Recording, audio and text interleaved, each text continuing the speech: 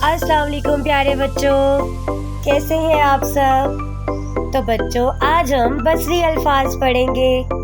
बसरी अल्फाज से मुराद ऐसे अल्फाज होते हैं जो तस्वीरों या नज़र आने वाली चीज़ों से सीखे जाएं।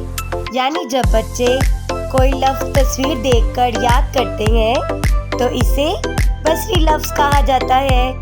प्यारे बच्चों, बसरी अल्फाज कौन से होते हैं?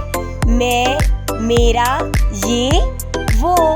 मैं खुद को जाहिर करने के लिए इस्तेमाल होता है, मेरा अपनी चीज़ जाहिर करने के लिए, ये करीब की चीज़ के लिए, वो दूर की चीज़ के लिए इस्तेमाल होता है।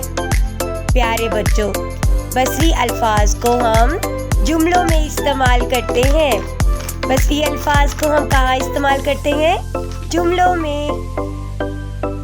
ये हम नज़दीक की चीज़ के लिए इस्तेमाल करेंगे, वो दूर की चीज़ के लिए, और इसी तरह जुमले के आखिर में हम है का इस्तेमाल करेंगे। मैं हम अपने आप को जाहिर करने के लिए इस्तेमाल करते हैं और उस जुमले के आखिर में हम हूँ का इस्तेमाल करेंगे। इसी तरह से है एक से ज़्यादा चीज़ों के लिए इस्तेमाल होता है और बड़ों के लिए भी हम है का इस्तेमाल करेंगे। उम्मीद है आपको बसरी अल्फाज की बहुत अच्छे से समझ आ गई होगी।